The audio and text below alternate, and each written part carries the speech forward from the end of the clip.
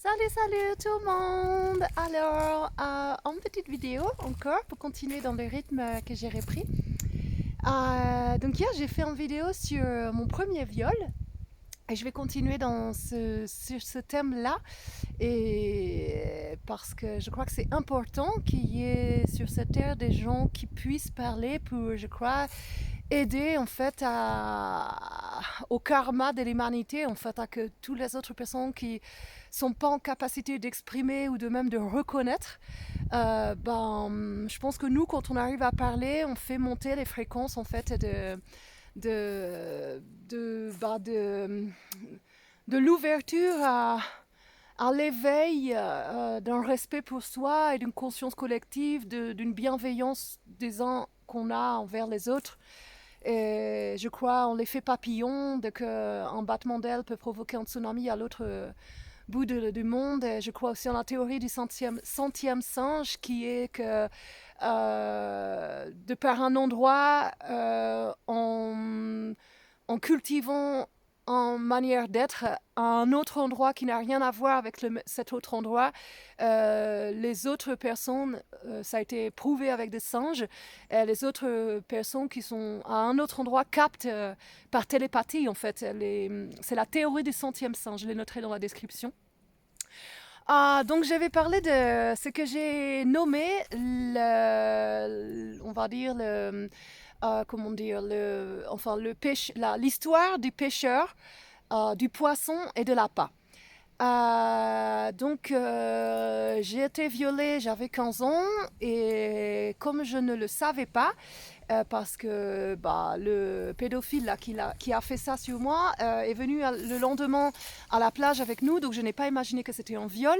Par contre, pendant 10 ans, plus de 10 ans, mais pendant 10 ans jusqu'à ce que je découvre que j'avais été violée, j'ai reproduit la même scène, entre guillemets, pour pouvoir comprendre. Et il y a eu un moment donc, où j'ai compris, par synchronicité de vie qui m'a fait trouver un témoignage. Vous regarderez l'autre vidéo si vous êtes intéressé par l'histoire de mon premier viol. Ça sera en titre, mais je reprends vite fait le truc. Donc c'est un témoignage d'une fille qui disait qu'elle avait été violée, qu'elle avait des problèmes sexuels, que voilà, j'ai eu la découverte que moi j'avais été aussi violée 10 ans auparavant. Et à partir de ce moment-là, quand j'ai découvert que j'avais été donc abusée sexuellement lorsque j'avais 15 ans, il y a eu en moi le développement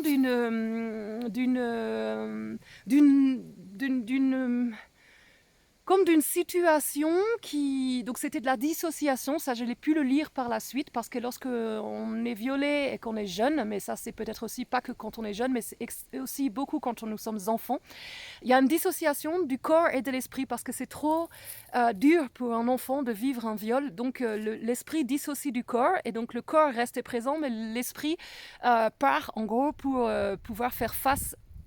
Sinon, il y aurait une dose de substance dans le cerveau qui se libérerait. En fait, on ferait un arrêt cardiaque où on pourrait en mourir de ce traumatisme dans l'action présente.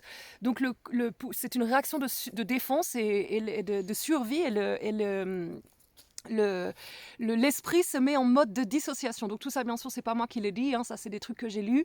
De toute façon, vous regardez sur internet, dissociation, je l'écrirai dans la description, dissociation. Elle en parle notamment, Christine Petit-Colin, dans son livre là, sur les hauts potentiels émotionnels et intellectuels.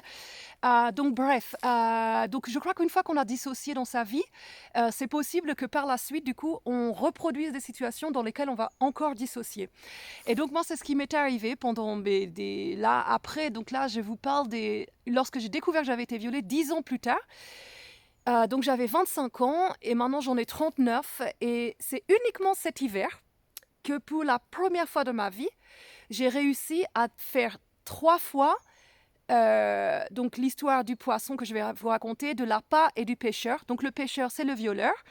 L'appât, c'est la situation qui me fait mordre dans l'appât, mais tout en sachant que je sais que si je mords, je vais me faire attraper. Je le vois, je le sais, je le sens, mais c'est impossible pour moi. Ça reproduit exactement comme lors de mon premier viol à 15 ans.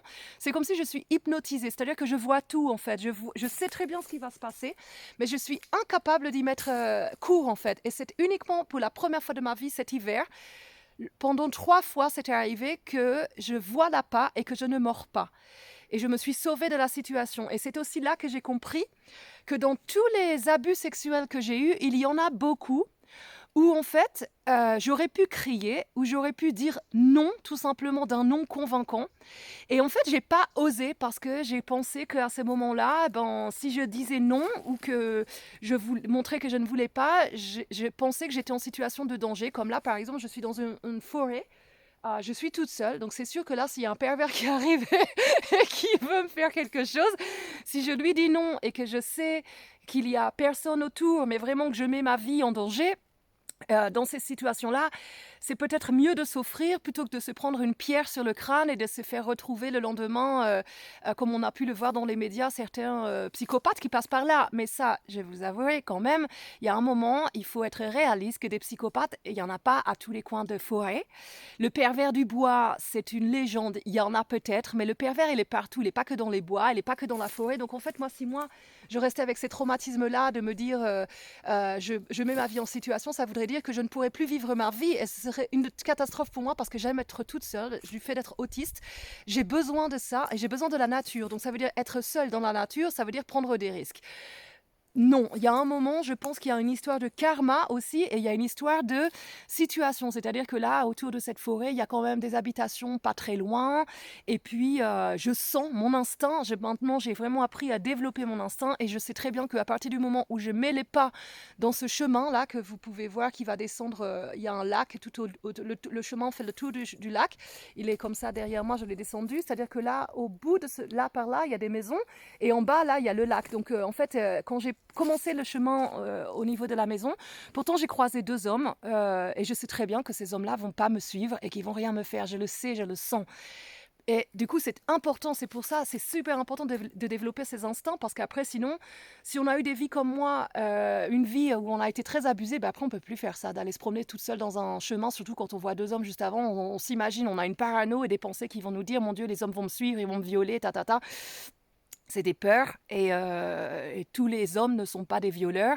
Tous les hommes peuvent avoir des désirs et des pulsions, mais si vous faites l'expérience, c'est une expérience en fait, toute une expérience. Moi j'ai expérimenté que j'osais pas dire non parce que j'avais peur dans la situation dans laquelle j'étais, qu'on me fasse mal et qu'on me viole et qu'on me tue. Moi j'étais dans ce parano-là, donc j'offrais toujours mon corps. Dans, on va dire 60% des viols que j'ai eus, c'est des viols parce que j'ai dit ah bah si je le fais pas, qu'est-ce qui va m'arriver? Donc j'ai préféré plutôt que la peur m'a fait m'offrir en me disant, en faisant même croire des fois au violeur que en fait j'avais presque envie de lui entre guillemets quoi. Enfin c'est-à-dire que le violeur il imagine dans les 60% des cas, il y a la plupart des mecs là, ils ont même pas su que moi je m'offrais dans le sens où j'avais peur qu'en fait ils me mettent dans une situation que je mette ma vie en danger en fait. Donc c'est quand même dramatique parce qu'en fait, c'est une peur qui vient aussi de l'inconscient collectif, de nos mères qui nous disent que les hommes dans les forêts, les pervers des bois, les pervers des dunes et tout ça. Et en fait, si vous dites non à un homme et que vous êtes clair, entre avoir une pulsion et dire à une demoiselle ou de lui montrer qu'on a envie d'elle, d'accord, c'est une chose. Et après, quand vous exprimez votre non, même si vous êtes dans un petit chemin comme ça et que vous exprimez votre non, pour que l'homme là se mette à vous violer vraiment, mais dans le sens en vous mettant un coup comme les psychopathes quoi, et limite à vous tuer, mais ça c'est pas, il y a un moment il faut se remettre à la réalité, c'est pas tout le temps que ça arrive. Donc en gros vous êtes complètement dans votre droit et en votre capacité de dire non. Laisse-moi tranquille, t'as compris? Non, quoi. Sinon, non, quoi. Je vais crier, tu vas pas faire ce que tu veux, quoi. Il faut être très clair, en fait. Et en fait, généralement, quand vous montrez dans votre regard que c'est non, vous voulez pas, la personne, elle vous laisse, quoi, en fait. Et il y a très peu de chances, quand même, que vous réveillez un gène psychopathe dans la personne et qu'en fait, elle supporte pas votre non et qu'elle vous mette un coup et qu'elle vous viole et qu'elle vous tue. Enfin, il y a un moment, je veux dire, ça arrive pas quand même tous les jours. Donc, c'est quand même hyper important de le dire. Que en fait, moi, je me suis rendu compte que l'appât que je mordais par peur Donc je voyais tout, quoi. Je voyais le mec qui me mettait dans une situation dans laquelle j'étais. En fait, cette situation-là, j'y étais arrivée moi toute seule. Par exemple, d'être là dans une forêt où il n'y a personne. Mais là, je sais que par mon instinct que je suis en sécurité. Mais toutes les fois où je me suis mise dans des situations comme ça, mon instinct ne me guidait plus. C'est-à-dire que j'étais dans le passé de ma vie et j'étais en train d'expérimenter la vie et je n'avais pas encore compris à quel point on pouvait être guidé par un divin en nous qui nous amène là où nous devons expérimenter. Donc moi, à ce moment-là, je devais expérimenter absolument ce truc de karma de viol là. Donc du coup, je me retrouvais dans des situations qui me faisaient à chaque fois voir l'appât et me dire, bon, par exemple, un garçon que je trouve mignon, on part dans une soirée, et là il me propose du LSD, je sais très bien que si je prends le LSD, après je vais plus être maître de moi et je sais très bien qu'une fois que je serai sous LSD, j'aurai pas envie du garçon et que le garçon lui il aura envie de moi, je le vois, je le sens, je vois la scène, je vois tout, mais à ce moment-là je peux pas dire non au LSD, l'appât il est là, je vois le pêcheur qui va faire son truc après et moi je suis le poisson, je mords à l'appât, je prends de LSD et bien sûr c'est exactement ce qui se passe. Le mec, lui, après, il a des désirs et moi non. Moi, je suis sous LSD. Ce que je veux, c'est regarder la lune, triper avec les étoiles et parler existentiel et philosophie et pas qu'on me pénètre, surtout sous LSD. C'est quand même, je veux dire, si vous aimez pas la personne et qu'en plus vous avez été beaucoup violé avant, le LSD, c'est vraiment un truc, wouh, c'est très fort. Donc, je peux vous dire que les sensations quand vous vous faites abuser et que moi, il y a une fois, c'est arrivé comme ça. J'avais les jambes, donc je vais vous montrer mes jambes comme ça, quoi. Genre, je serrais mes jambes et le garçon, donc il me les écartait. On venait de prendre un LSD. Le LSD, lui, il était en mode qui voulait avoir son désir sexuel de satisfait et moi pas du tout et je serrais mes jambes comme ça et lui il me disait mais si t'as envie et il est forcé, il écartait les jambes, il me disait mais si t'as envie et moi j'étais tellement défoncée sous LSD que je pouvais même pas lui dire que j'avais pas envie. Je veux dire c'était tellement visible que j'avais pas envie, je regardais les étoiles comme ça, j'avais les jambes serrées et en fait là j'étais en dissociation, c'est-à-dire qu'à ce moment-là je reproduis ce qui m'est arrivé pour la première fois à 15 ans, c'est-à-dire que je vois tout mais je suis incapable de lui dire mais casse-toi quoi, arrête de m'embêter, laisse-moi regarder les étoiles. Je suis incapable, j'ai plus d'emprise sur moi, sur ma parole, sur tout quoi. Donc forcément, il m'a porté, il m'a amené dans la chambre et c'est un viol, c'est clair et net quoi. C'est-à-dire qu'il y a un moment, si vous avez les jambes serrées comme ça, que le mec il vous les écarte par force, je me souviens quoi, que j'essayais de les garder serrées et qu'il me disait mais si t'as envie, bah non j'ai pas envie, inconsciemment même si je peux pas l'exprimer parce que je suis complètement sous LSD, sous défonce complètement, je suis incapable et que je suis en dissociation. Lui, il connaît pas mon passé, ni même moi à ce moment-là. Je sais pas tout ça que je suis en dissociation. Je suis dans l'expérience de mon passé, donc je le vis le truc. Mais je veux dire, il y a un moment, le mec là, il faut qu'il se remette sa vie en question et qu'il regarde un petit peu pourquoi il a des attirances comme ça sur des gens quand ils sont hors conscience, voilà, après, il faut qu'il fasse son travail, et moi, il faut que je fasse mon travail de que quand je vois l'appât, le LSD, maintenant, moi, j'ai arrêté les drogues et l'alcool, donc ça ne m'arrivera plus, c'est clair et net, mais c'est-à-dire que maintenant, moi, c'est mon travail à moi de voir l'appât du LSD, de ne pas le prendre, parce que je sais que si je prends le LSD, le mec va devenir le pêcheur, et moi, le poisson, et je vais me faire avoir. Donc c'est hyper important, y a un moment de couper tout ça quoi et en fait j'ai pu mettre le nom sur cette histoire de vie d'un passé que je reproduisais en le décrivant comme étant le pêcheur, le poisson. Donc moi je suis le poisson et puis je vois l'appât qui est l'illusion de quelque chose, soit par une drogue ou soit par quelqu'un qui vous fait des promesses, qu'on a l'impression que ça y est, il vous aime pour ce que vous êtes et tout ça, et en fait non, il vous aime pour ce que vous êtes peut-être, mais comme après les hommes aussi ont beaucoup peur de l'amour, en gros il a un désir, il vous voit et il veut satisfaire son désir, et généralement on vous met dans le lit et puis une fois qu'on a eu ce qu'on voulait, bye bye. Donc moi avec un passé comme j'ai eu, je peux pas faire ça parce qu'après j'ai vraiment le sentiment qu'on m'a utilisé, qu'on m'a abusé, qu'on m'a manipulé et qu'on s'est servi de moi pour satisfaire à des fins sexuelles tout simplement. Donc après, est-ce que la personne, le garçon qui fait ça, est-ce que lui dans sa tête il a toutes ces idées de se dire tiens, ah bah là j'ai une proie, je vais tout faire, je vais me montrer dans mon masque le plus beau et le plus vaillant et le plus lumineux pour qu'elle craque et que je la mette dans mon lit. Est-ce qu'ils ont tout ça ou est-ce que c'est un peu comme un fluide, c'est-à-dire ça se fait naturellement, et je vois l'appât, le garçon se déguise dans son beau truc, et je mords à l'appât, et voilà. Mais après, je suis pas sûre que les garçons, ils se considèrent comme des violeurs, mais en tout cas, ce qui est sûr, c'est que moi, avec le passé que j'ai, une fois que les garçons, je les vois plus, vous pouvez être sûr que j'ai l'impression d'avoir été abusée, et il y a eu plein de fois où j'ai eu l'impression d'être une prostituée à très bas prix parce que je suis pas rémunérée quand je fais ça. Donc, parce que moi, je prends pas de plaisir dans l'histoire. Le seul plaisir que j'ai, c'est oui, bien sûr, sentir le corps d'un garçon, d'accord, mais enfin, je veux dire, sentir le corps d'un garçon pour se faire mettre dans un lit et avoir un homme qui prend du plaisir avec vous, oui, d'accord, si on n'a pas de traumatisme derrière, ça peut le faire. Mais comme moi, avec le passé que j'ai, c'est-à-dire que le lendemain de ça, il y a pas assez de bons, de moments, c'est pas assez dans la durée, ça dure pas, c'est qu'une journée. Donc après, par contre, mon passé me rattrape direct, quoi. C'est-à-dire que je peux pas faire ça, je peux plus faire ça. Donc, pourquoi je parle du poisson, de l'appât et du pêcheur? Parce que on peut y mettre fin. C'est comme à la souffrance d'être bipolaire, c'est comme à la souffrance d'être Asperger, c'est comme à la souffrance d'avoir des handicaps liés au fait qu'on soit Asperger. Tout ça, on peut mettre fin, en fait. Il faut juste en prendre conscience, tout simplement. Donc, en fait, la conscience, de toute façon, c'est ce qui va révolutionner le monde futur dans lequel nous sommes déjà, en fait, parce que notre présent prépare le futur. Donc, en éveillant notre conscience, nous sommes en train de préparer ce futur très proche que nous sommes, en fait. Nous sommes l'humanité, nous sommes la société, nous sommes le futur, nous sommes le présent, nous sommes quoi. Donc, par notre conscience, on change notre destin. Et je suis convaincue que c'est pas que convaincue, je suis convaincue parce que je crois en ces théories de scientifiques qui ont étudié l'impact de la méditation sur une humanité meilleure et à rétablir l'ordre sur Terre dans le sens des égalités, plus d'atrocités, un monde normal, quoi, où on est en sécurité, bienveillants les uns les autres.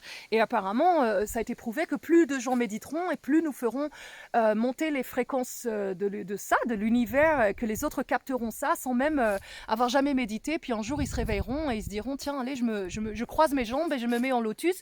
Et puis aujourd'hui, je vais pardonner à telle personne, à ma mère, à mon frère, à ces personnes-là, et je vais être dans le pardon. Et les gens comprendront pas pourquoi ils vont adopter ça. Et petit à petit, ça va se rétablir. De toute façon, c'est ce qui est déjà en train de se passer. De plus en plus de gens méditent, de plus en plus de gens ont compris qu'il y avait une grande manipulation, qu'il y avait un grand tabou de l'expression vocale. C'est-à-dire que moi, là, ce que je suis en train de faire, de parler de l'appât, du pêcheur, machin, et du violeur, je me dis que les personnes qui regarderont ça, ça les influence à voir. En fait, moi, j'aide et toutes les personnes qui parlons, quand nous parlons, nous aidons les autres qui sont dans l'obscurité à ne pas parler. Parce qu'en fait, quand on parle, on libère l'obscurité à la lumière. Et ça, c'est le processus de pardon, de résilience. Et en fait, si on résilie et si on est dans un processus de résilience et de pardon, on n'a aucune honte, en fait, à exprimer ce qui nous est arrivé et ce qui peut encore nous arriver, à en parler, en fait. On n'a aucune honte. Mais par contre, quand on n'en parle pas, c'est-à-dire qu'on est dans la honte, ça veut dire qu'on est dans la culpabilité, dans le reproche. Donc on n'a pas du tout commencé encore le processus de pardon.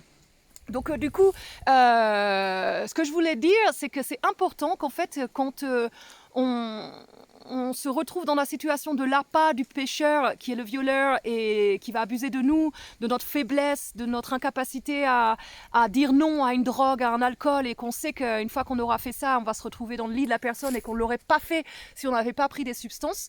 Du coup, en fait, c'est important qu'on travaille notre conscience et qu'en fait, lorsqu'on se retrouve dans ces situations-là, le fait d'être la plupart du temps dans la conscience, la pleine conscience, lorsqu'on se retrouve dans ces situations-là, on voit l'appât, on voit le pêcheur, et là, on décide de ne pas être le poisson.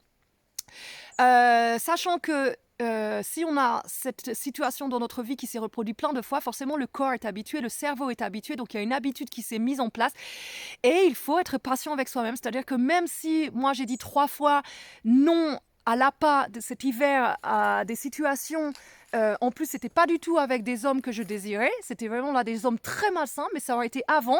Je serais tombée dans le piège totalement, malgré le fait que ils étaient malsains et qu'en fait d'apparence il y avait quelque chose que finalement c'était pas si malsain que ça. Mais grâce à mon intuition, j'ai pu détecter le truc, mais j'ai failli mordre à la pas quoi. C'était limite, hein, franchement, limite. Et je sais pas ce qui se serait passé si j'avais mordu. Hein. Bah, de toute façon, ils m'auraient violée, ça c'est clair. Et ils m'auraient violée, en fait. Je les aurais autorisés à me violer parce que j'aurais reproduit ce que j'ai toujours fait. Je me serais offerte parce que j'aurais été incapable de crier. J'aurais eu peur qu'ils me mettent un coup ou quelque chose. Donc, du coup, j'aurais préféré me donner plutôt que de dire non et partir, en fait. Alors, ce qui est complètement possible, quoi. C'est-à-dire qu'il faut arrêter de penser que lorsqu'on dit non, ça y est, quoi. C'est pareil. Si vous avez un petit copain ou un mari et que vous n'osez pas dire non parce que vous avez peur que votre mari ou votre petit copain aille voir ailleurs, bah, limite, laissez-le voir ailleurs, quoi. Là, on parle de votre respect, de votre dignité, de ne pas faire quelque chose que vous n'avez pas envie. Après, vous pouvez être, vous supportez pas, vous êtes jalouse que votre mari ou votre petit copain aille ailleurs. Bah oui, mais c'est quand même mieux qu'il aille voir ailleurs. Ou si, peut-être qu'il ira pas voir ailleurs, mais bon, si le mari ou le petit copain n'a pas l'intuition et la perception, la sensibilité de se rendre compte qu'à ce moment-là, vous n'avez pas forcément envie et que vous vous forcez, mais des fois, on est très fortes, les femmes, on fait semblant, on fait tellement semblant, on camoufle. Ça, c'est la spécialité des Asperger, on camoufle pour paraître normal. Donc forcément, vous êtes une femme, vous êtes une petite copine, vous voulez paraître la bonne épouse, la bonne petite copine. Donc du coup, vous faites genre j'ai envie. En fait, au fond de vous, vous n'avez pas envie. Bon, bah si votre petit copain, il n'est pas intuitif et qu'il n'a pas de sensibilité, il va pas le capter. Et en fait, lui, il peut même pas savoir que vous êtes en train qu'il est en train de faire quelque chose que vous n'avez pas envie. Si vous lui faites croire que vous avez envie, je veux dire, c'est un peu logique en fait. C'est totalement normal. C'est pour ça que j'ai toujours pardonné à tous les gens qui m'ont abusé parce que je sais très bien que je me mettais dans cette situation-là. Je me retrouvais dans une situation que, bon, bah, c'est soit tu dis non, tu es forte et tu dis non, ou tu te retrouves pas dans la situation.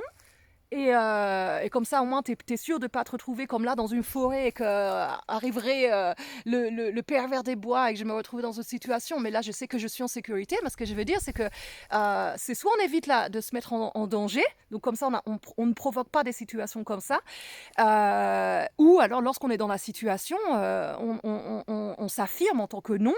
Mais le mieux, c'est de ne pas se mettre dans cette situation-là. Mais par contre, pour les femmes et les épouses et les petites copines, bah voilà, c'est-à-dire que il faut oser dire, bah non, j'ai pas envie, quoi.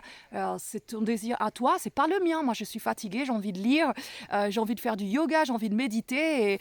Et en fait, quand vous prenez un chemin spirituel, vous vous rendrez compte que si votre petit copain ou votre mari ne prend pas le même chemin spirituel, il aura beaucoup plus de désirs sexuels que vous. Et en fait, vous vous rendrez compte qu'il y a un moment, de toute façon, les couples se séparent. C'est pas possible. Enfin, je veux dire, vous pouvez pas, si vous reprenez le respect de vous-même, donc en plus, si vous vous offrez à votre mari et à votre petit copain en pensant que c'est ce qu'il y a de bien à faire, vous pouvez être certaine que vous avez été abusée lorsque vous étiez petite. Vous ne vous en souvenez pas. C'est pas normal.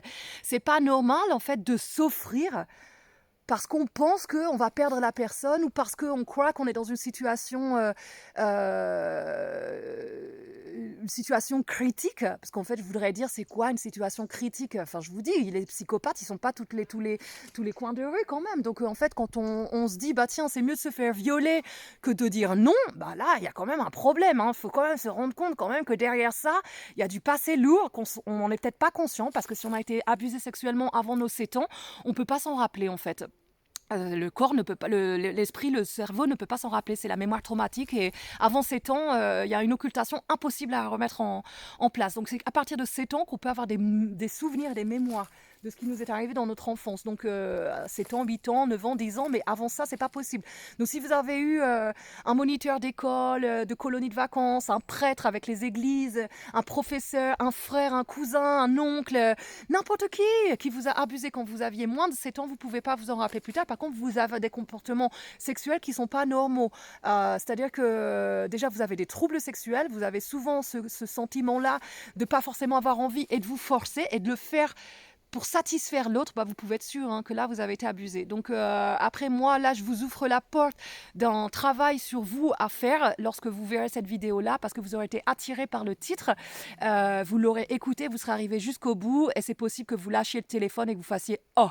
et que là, vous compreniez en fait votre vie et que vous compreniez tout, que vous entamiez comme moi le processus du pardon, sachant que, attention, hein, là, à partir du moment où si vous voyez la vidéo, que vous n'avez encore rien fait de tout cela, vous attendez pas à ce que ça y est, vous soyez guéri demain, mais vous êtes sur le bon chemin. C'est-à-dire que vaut mieux commencer maintenant à n'importe quel âge plutôt que de continuer à se faire du mal comme ça et à ne pas se respecter, à s'offrir et provoquer des situations de viol et des trucs comme ça.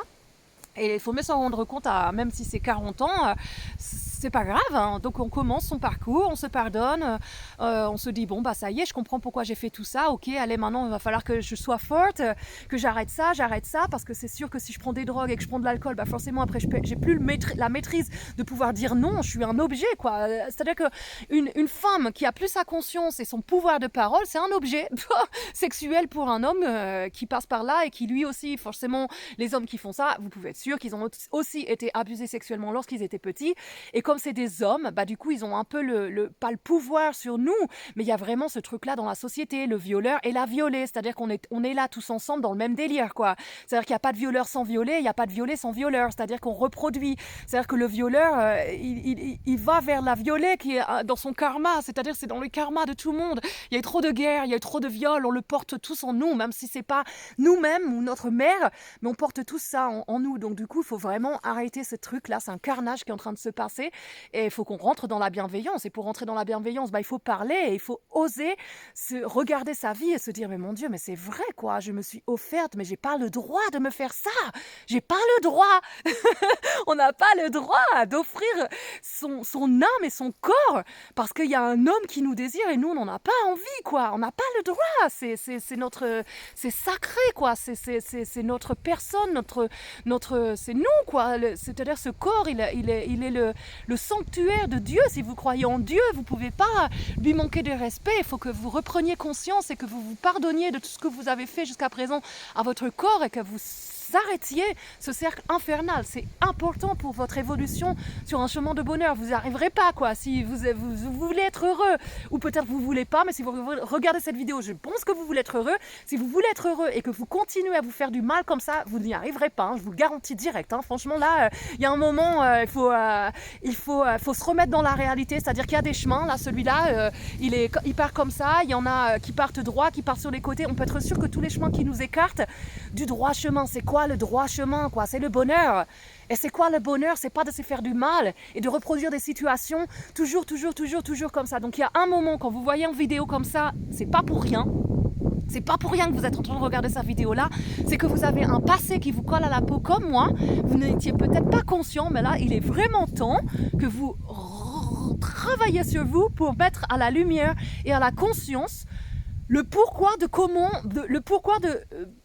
pourquoi jusqu'à présent vous avez agi comme vous avez toujours agi.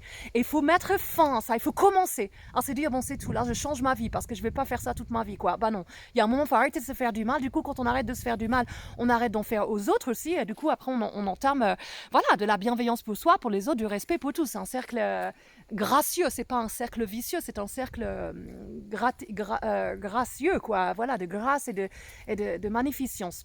Mais il faut le commencer, quoi. Il y a un moment, se regarder sa vie et dire mon Dieu, mais qu'est-ce que j'ai fait, quoi? Et qu'est-ce que j'ai laissé faire? Qu'est-ce que j'ai autorisé qu'on me fasse? C'est pareil, la souffrance, on autorise les gens à nous faire souffrir. Donc il y a un moment, si on est avec des pervers narcissiques, tout ça, si on autorise qu'un pervers narcissique nous frappe ou nous violente psychologiquement parce qu'on a besoin de cet amour-là, il faut se mettre à la méditation. Je veux dire, vous ne pouvez pas être dépendant de gens qui vous détruisent comme ça parce que vous avez besoin d'amour. Ben, je vous dis, mettez-vous à la méditation, ça va vous donner beaucoup plus de bien qu'un pervers narcissique qui est en train de vous flinguer complètement. Et à la fin, vous pouvez vous suicider ou finir dépressif, en psychiatrie, enfin plein de trucs tellement terribles. Et pendant ce temps-là, votre vie, elle passe. Un jour, vous aurez 50 ans, 60 ans et vous n'aurez rien fait à part souffrir. Il y a un moment, ça s'arrête, hein, je vous le dis. Hein. La souffrance, c'est pas éternel. Croyez pas ça. Il y a des trucs qui se disent sur Terre, genre le monde changera jamais, il a toujours été comme ça. Et donc, c'est pas maintenant qu'on va le voir changer. Ou genre la souffrance, c'est comme ça. Le bonheur, ça n'existe pas. L'amour, ça n'existe pas. Il faut pas croire en tout ça. L'amour pour vous-même, il existe.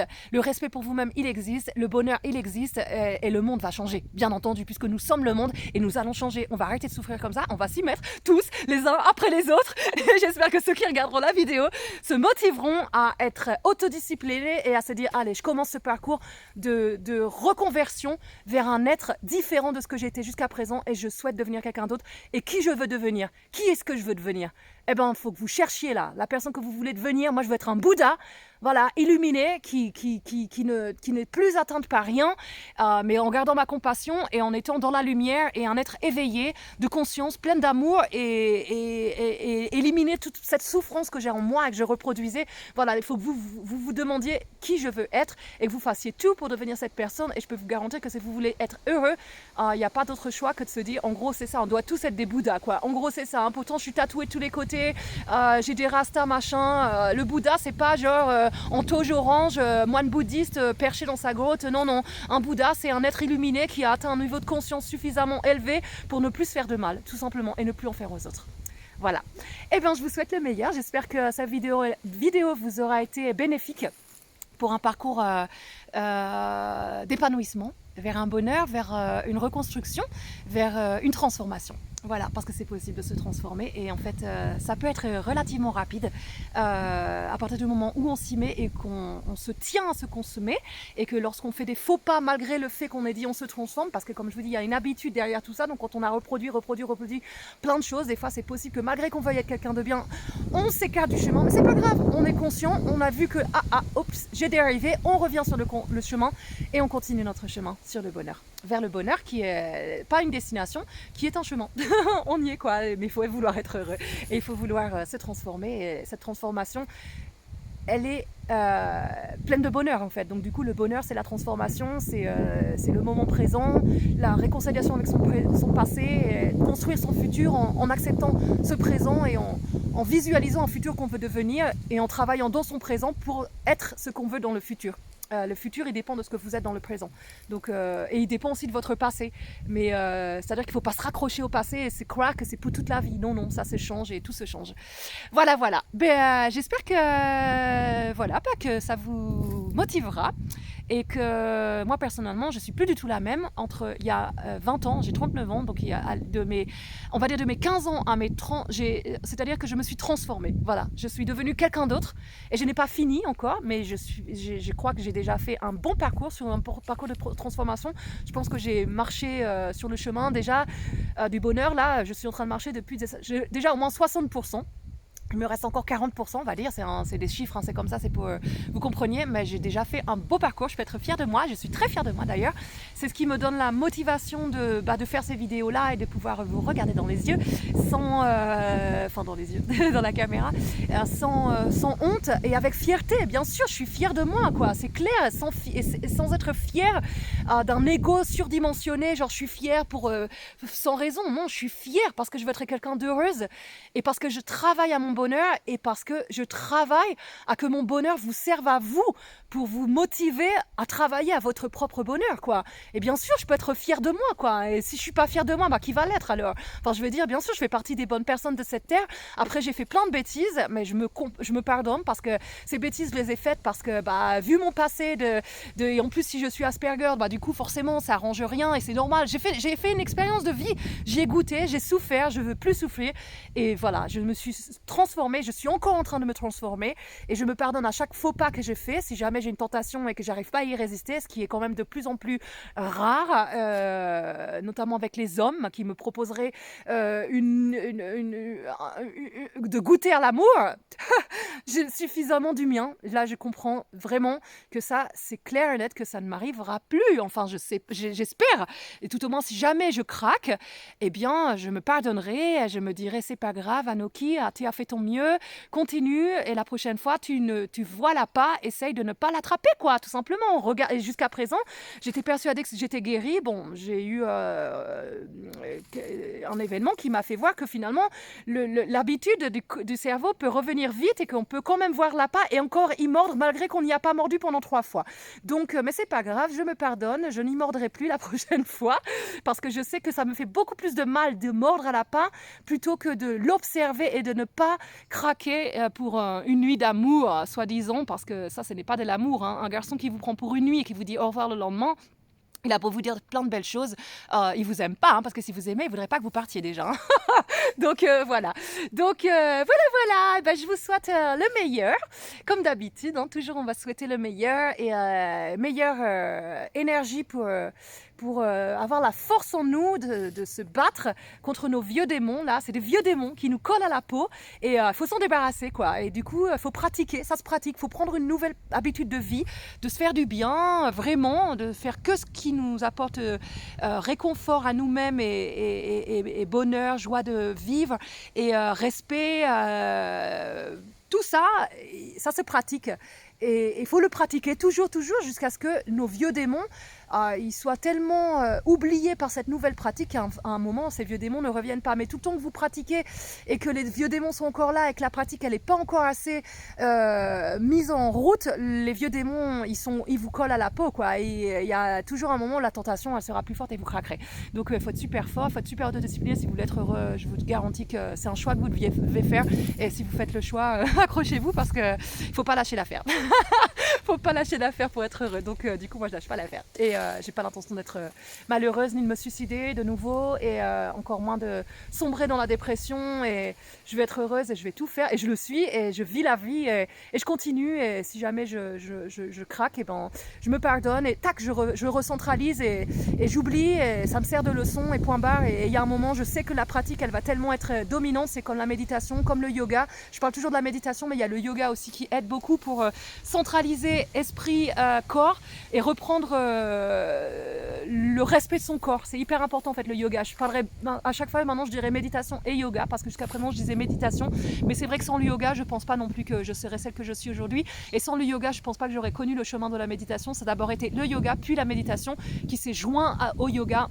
Et bien sûr, je pratique les deux tous les jours et je peux pas m'en passer parce que ça me fait tellement de bien et c'est un vrai bien, c'est pas un bien utopique d'un truc, une illusion, on va dire, pas utopique mais une illusion quoi. C'est vraiment du ressenti, ça reconstruit le corps, l'esprit et ça renoue avec tout le mal qu'on s'est fait. C'est miraculeux et c'est gratuit, hein. Je veux dire, il y a un moment, c'est ça, c'est gratuit quoi. Je veux dire, la vie c'est une expérience, donc quand on voit l'argent qu'on dépense dans les bières, les cigarettes, le cinéma, la malbouffe, n'importe quoi, et quand on se dit qu'il y a des arts comme ça, la méditation et le yoga qui sont gratuits et qu'on on s'autodiscipline pas à le faire et à se rendre dépendant de ça, parce qu'à la fin, si vous pratiquez toujours, à la fin vous êtes dépendant, et bien sûr, mais c'est une bonne dépendance, voilà, donc c'est ça, tout est dépendance, mais pourquoi est-ce qu'on n'est pas fort pour les dépendances qui nous font du bien? Il y a un moment, il faut centraliser quoi, je veux dire, il faut savoir ce qu'on veut dans la vie, c'est soit on se fait du bien, soit on se fait du mal, et ben voilà, j'espère que vous prendrez le choix de vous faire du bien à partir de maintenant, ou si c'était déjà choisi et que vous avez toujours un peu les petites voix qui viennent vous titiller et que vous avez du mal à trouver la force, j'espère que vous trouverez vraiment cette autodiscipline à rester sur ce chemin de vous faire du bien. Allez, je vous laisse. À la prochaine. Salut!